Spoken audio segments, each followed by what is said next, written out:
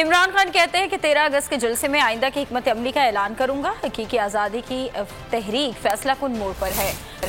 ہم اپنے فیصلے خود کریں. انصاف لوگوں کو آزاد کر دیتا ہے. بول کے پروگرام تجزیہ میں سمیع ابراہیم کو انٹرویو میں انہوں نے مزید کیا کہا, آپ بھی دیکھیے.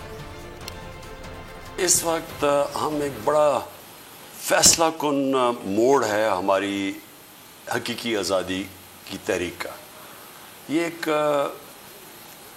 ایک جدوجہد چل رہی ہے ملک کو صحیح معنی میں آزاد کرنے کے لیے. ایک ملک جو اپنے فیصلے خود کرے, ایک ملک جو خاص طور پہ جو ہمارے لوگ آزاد ہوں. دیکھیں جو انصاف ہے نا وہ لوگوں کو آزاد کر دیتا ہے.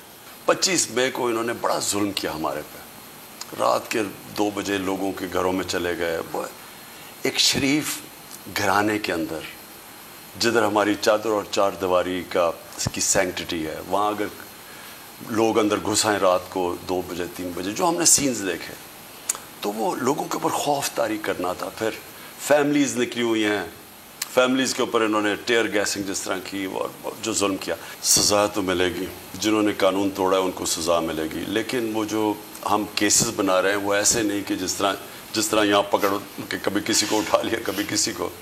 ہم کانسٹیٹیوشنلسٹ ہیں, ہم آئین اور قانون میں بلیو کرتے ہیں, تو ہم باقاعدہ قانون کے ذریعے چلیں گے لیکن ایکشن ضرور لیں گے. اور میرے خیال میں کہ یہ جو لوگوں کو غلام بنا کے خوف طاری کر کے غلام بنانا ہے, میرے خیال میں یہ لوگ ریئلائز ہی کر رہے ہیں کہ یہ قوم اس سے نکل چکی ہے.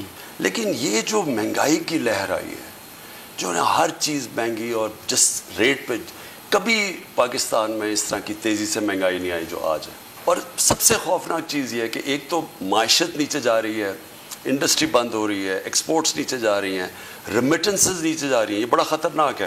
اسٹریٹ پاور تو ہم نے ڈیمونسٹریٹ کر دیا ہمارے پاس ہے. یعنی 24 گھنٹے کے نوٹس میں 3-4 گھنٹے کے نوٹس میں پبلک نکلاتی ہے, وہ تو ہے ہمارے پاس.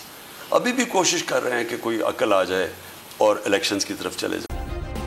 سبسکرائب کریں اور بیل دبائیں تاکہ کوئی خبر رہ نہ جائے.